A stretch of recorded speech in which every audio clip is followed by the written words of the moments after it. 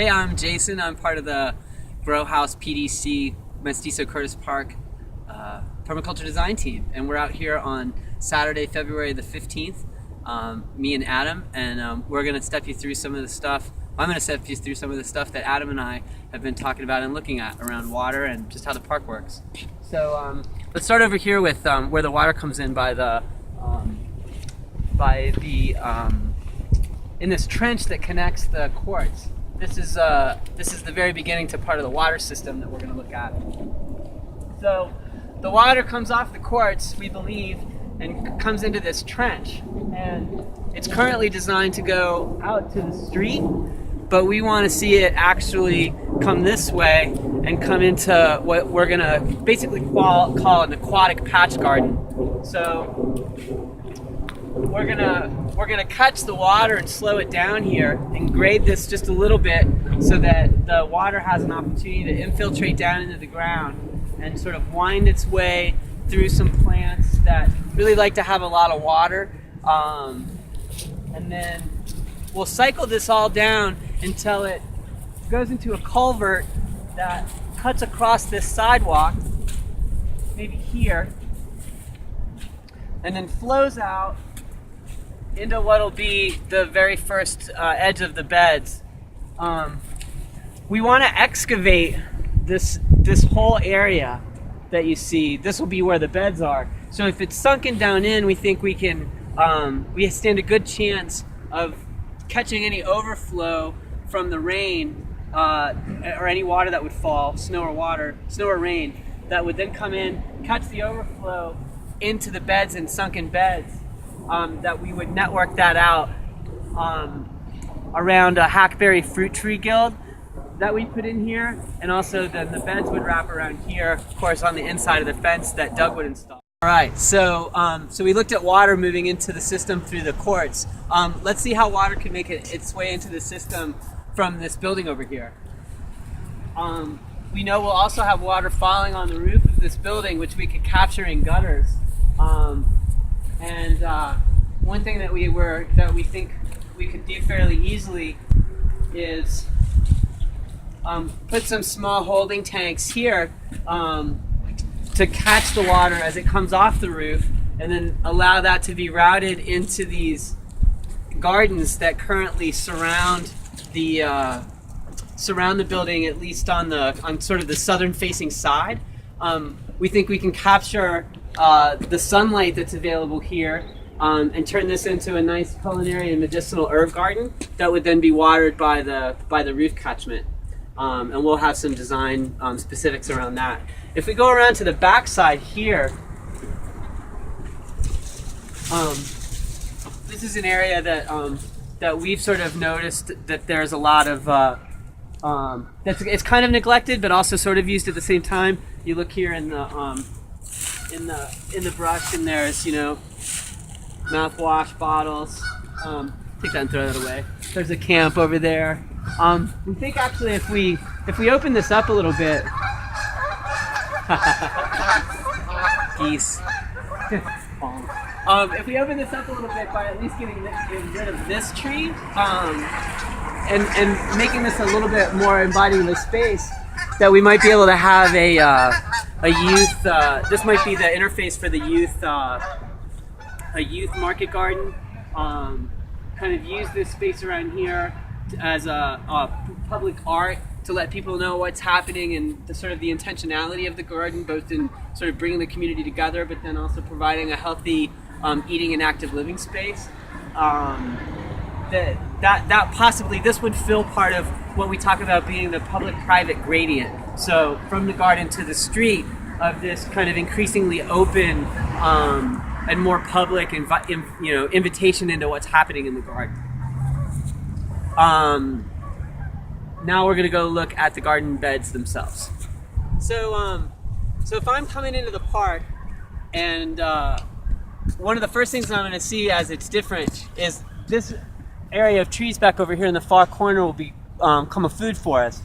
So we're really going to focus on building the soil among these trees. So we might do a sheet mulch. We might do what we really want to do is just create a sense of kind of unity over in that far corner. That would be accomplished by sort of bringing together sort of a different texture of the soil that would catch and hold water, really create a really a vibrant sort of ecosystem in the soil itself that would then promote health into all the trees, which we would incorporate with some fruit guilds and things like that that would allow for people to get a sense of just a really dense, forested, rich just section of the park. That then we'd also take advantage of the fact that that there's a bit of a grade that comes across here, and then there's also water that would be capturable essentially from rainfall and snow that would sort of spill into where the garden would sort of first come in. A key element of the site would be to sort of to excavate this garden, which would allow it to capture that water, and then we'd have a gate here that would allow for the delivery of maybe some mulch and compost that would be needed for the site, and then we also would recommend the installation of wicking, like a wicking basically bed system. So for example, water would come in and come onto the garden site itself, and then be captured within beds that would be built from a layer of rock that could hold water that would then, as they fill, wick into the soil that the plants are being planted in, that the annuals are being planted in. So enough soil on top that it could be a raised bed, but then in contact with this rock, with this porous rock that would then hold water that comes in from the forest garden and from the and from the courts that we've already looked at. But essentially that method would be applied through branching paths that would connect the gardens, in addition to the city's water. I mean, we know that there's water here on the site. There's going to be irrigation in the form of hoses, but we can also do a lot to offset the pressure for water need, especially in the summertime, where a lot of our thunderstorms tend to dump a lot of water that either runs off the side or just isn't captured. We want to capture as much of that water as we can and infiltrate it into the beds with this sunken bed pattern that would allow for the city to use a lot less water in support of the site. So let's go have a look at sort of the kind of the experience of a gardener as you've sort of come off the you've come away from your garden bed, maybe that's over here. There's maybe a tool shed here that's within the perimeter of the gates that allows you to put your tools away. And then we sort of have looked at the way that the sun sort of comes across the site here and allows us, we think, to have to something of like an outdoor room in this area that might allow us perhaps a processing table that might be available for certain months during the year, during the harvest season, like August and September, that would allow people to do some of their processing here. Then come out a gate. This fencing could be decorated with public art that sort of announces what's happening here. You come out a nice gate that then has trellised, trellised with fruit vines and fragrant flowering plants that then sort of welcomes you into what could be a workshop or prep area, storage, a potting shed, any number of things. And then one of the things that we get really excited about in sort of bringing this all together in terms of a healthy, eating, active living park is really connecting the garden, the basketball courts, and this building to the community at large through community created interpretive materials around what's happening in the gardens, what's happening in terms of the beds, what's happening in terms of the aquatic patch garden that's taking the water off of here. Very colorful and very vibrant. And then we would celebrate this community involvement once a year with the Healthy Eating Active Living Festival that would use all of these resources. We could have a basketball tournament, a tennis tournament, we could have gardening displays, and have a festival that would take advantage of this amazing greenway that we have here, and this great sort of central space. we envision connecting the building in sort of a youth farmers market here that could help young people apply the skills of entrepreneurship and business as it connects to growing food in the garden. And we could have concerts and booths and demonstrations that come down through here. We could have a parkour demonstration. We could have just any number of activities in cooking and food. We've imagined also putting maybe a number of more picnic tables in the area, and just really creating this feeling of a space that's supporting the coming together of community at all levels around food, nature, healthy action, and the building of community itself right here in Curtis Park, Mestizo Curtis Park.